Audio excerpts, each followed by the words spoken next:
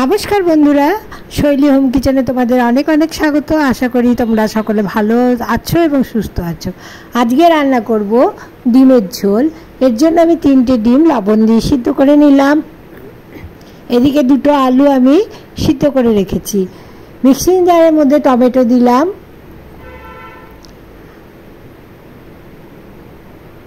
আদা দিলাম, 3টি লাল কাঁচা লঙ্কা দিলাম, 2টি পেঁয়াজ টুকরো করে কেটে দিয়ে দিলাম,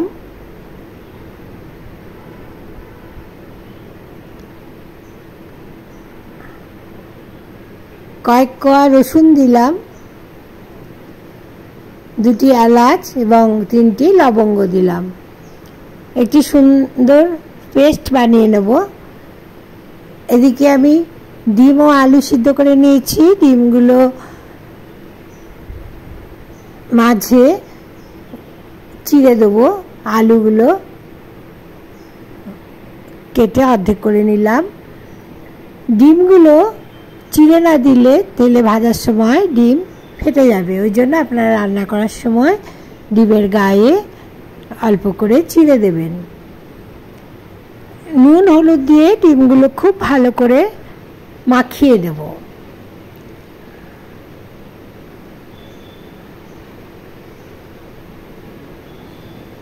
দেখুন, ডিম ও আলু নুন হলুদ দিয়ে আমি মাখিয়ে নিলাম।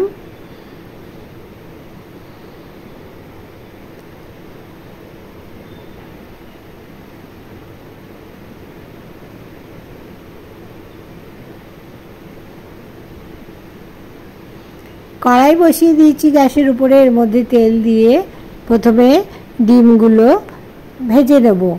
খুব লাল করে ভাজবো না। দেখুন, এইভাবে ডিমগুলো ভেজে নিতে হবে।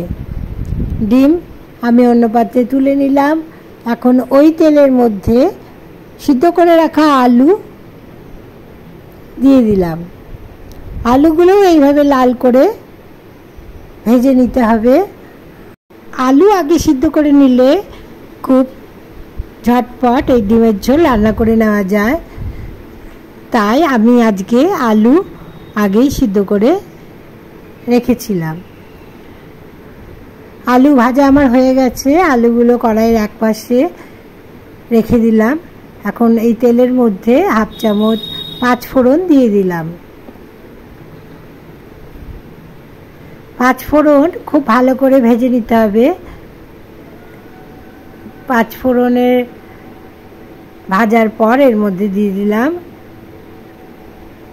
তেজপাতা ও একটি শুকনো লঙ্কা। এগুলি খুব ভালো করে ভেজে নিলাম।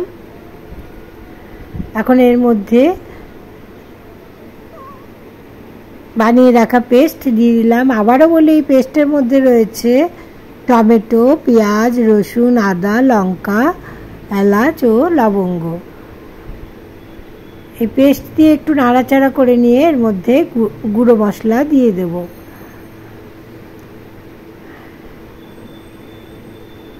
এর মধ্যে দিয়ে দিলাম 1 চামচ জিরে গুঁড়ো, 1 চামচ ধনে গুঁড়ো,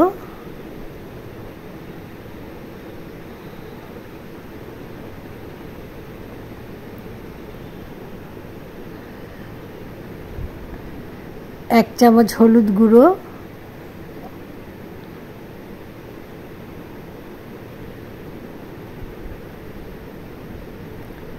ও স্বাদ মতো লবণ। অল্প জল দিয়ে মশলা ও আলু খুব ভালো করে কষিয়ে নেব। বারে বারে অল্প জল দিয়ে দিয়ে কষিয়ে নিতে হবে। এই সময় মিডিয়াম হিটে রান্না করতে হবে। এইভাবে কষিয়ে নেওয়ার পর এর মধ্যে পরিমাণ মতো উষ্ণ গরম জল দিয়ে দেবো। উষ্ণ গরম জল রান্নার মধ্যে দিলে সেই রান্নার টেস্ট খুব ভালো আসে। এর মধ্যে 2টি কাঁচা লঙ্কা দিয়ে দিলাম।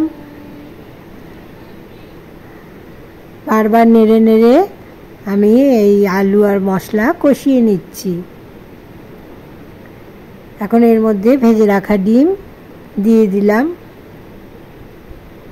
আবারও কয়েকবার নেড়ে নিয়ে এর মধ্যে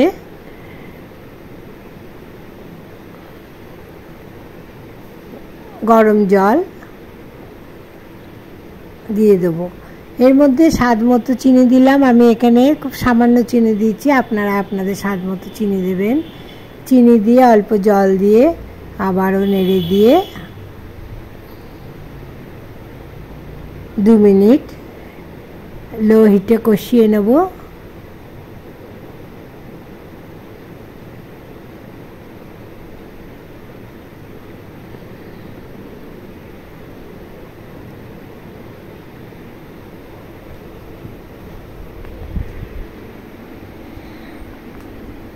কষানো আমার হয়ে গেছে। এখন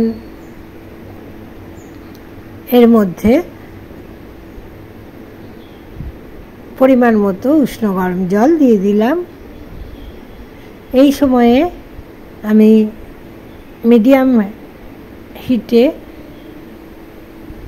2 মিনিট রান্না করে নামিয়ে অন্য পাত্রে ঢেলে নেব। আজকের রেসিপি এই পর্যন্তই। আজকের রেসিপি যদি আপনাদের ভালো লাগে লাইক, শেয়ার ও কমেন্ট করবেন ও শৈলী হোম কিচেন চ্যানেলটি বেল আইকন সমেত সাবস্ক্রাইব করবেন। আজকের রেসিপি দেখার জন্য আপনাদের অনেক অনেক ধন্যবাদ জানাই। আশা করি আজকের রেসিপি আপনাদের ভালো লেগেছে। আপনাদের সকলকে নমস্কার, ভালো থাকবেন, সুস্থ থাকবেন।